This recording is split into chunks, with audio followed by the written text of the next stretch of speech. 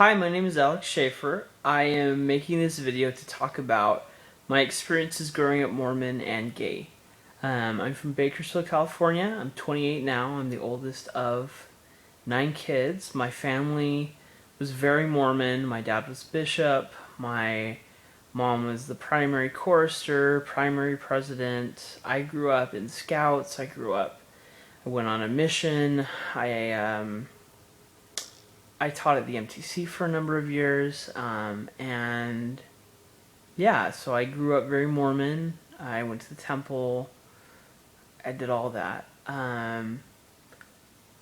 I grew up in the Central Valley, and when I was growing up, the church decided to have all of the members participate in Proposition 22. This is kind of like the precursor of Prop 8.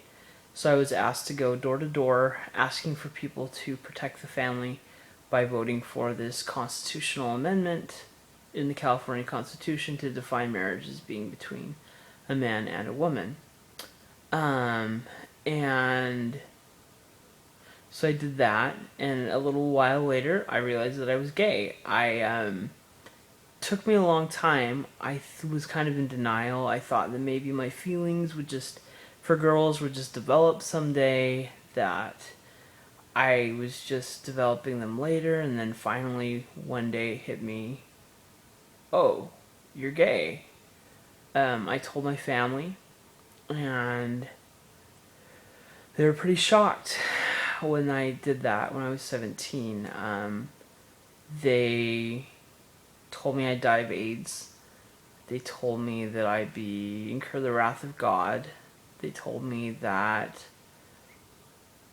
I would never get to have the joys of fatherhood, and they wouldn't get to be grandparents if I chose to go live an alternative lifestyle, or what my mom once called as a hedonistic lifestyle.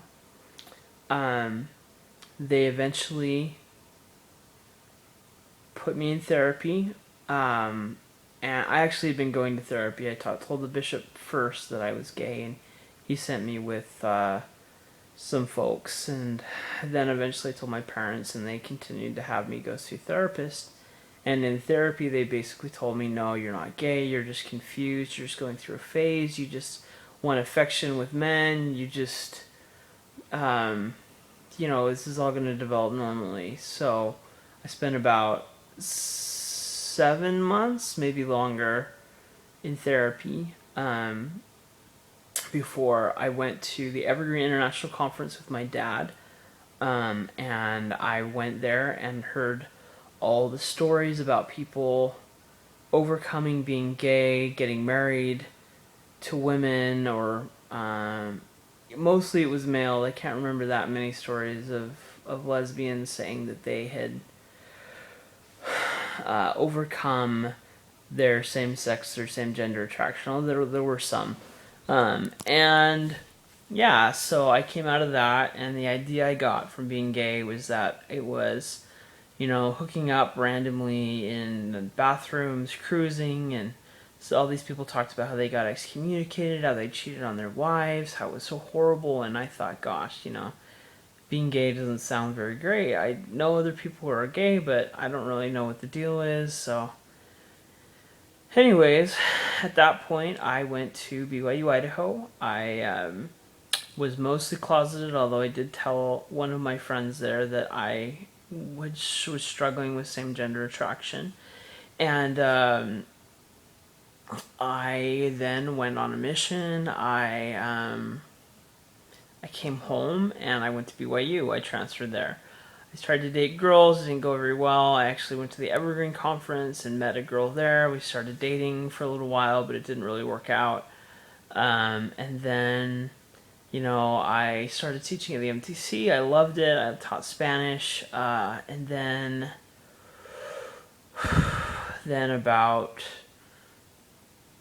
4 years ago, my last year at BYU, I met someone. I met a girl, and we dated, and then we broke up, and I dated a girl long distance who lived in Mexico, and broke up with her, and then went back to dating the first girl, and then we eventually got married.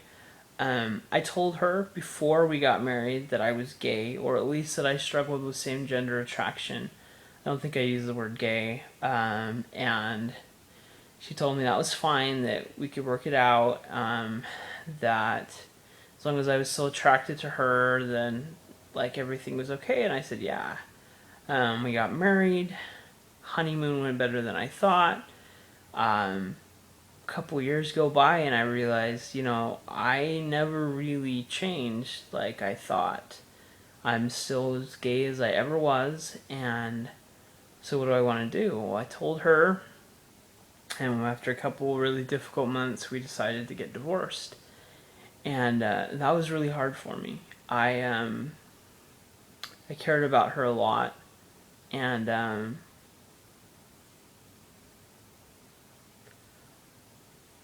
I wanted to be a dad. I wanted to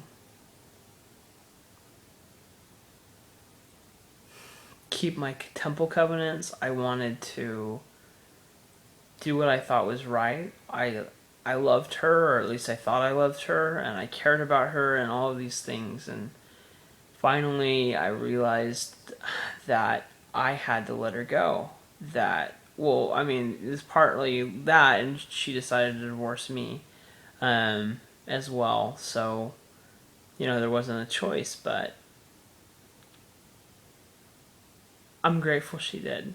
I'm grateful that I finally was able to be honest with her, and I'm grateful that she was able to be honest with me. And I went through a very difficult time trying to figure out who I was without her, what it meant for me to be single again, like what was I going to do from now on, now that I had acknowledged that I was gay, and as a part of coming divorced, I'd had to come out to at least part of my family again, who thought I had reformed, I guess you'd say. And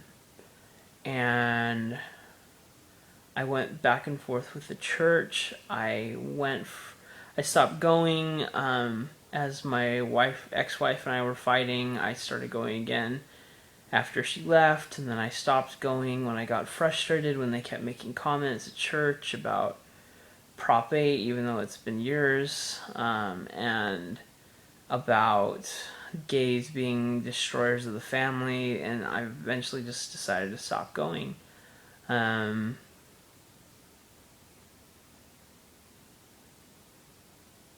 miss it sometimes. The church has been very important to me throughout my whole life, as you can probably tell. But ultimately, I'm happy not putting myself in an environment where I feel like they're very negative towards me and because they don't understand what it's like to be different, a minority. And also, I just started dating someone.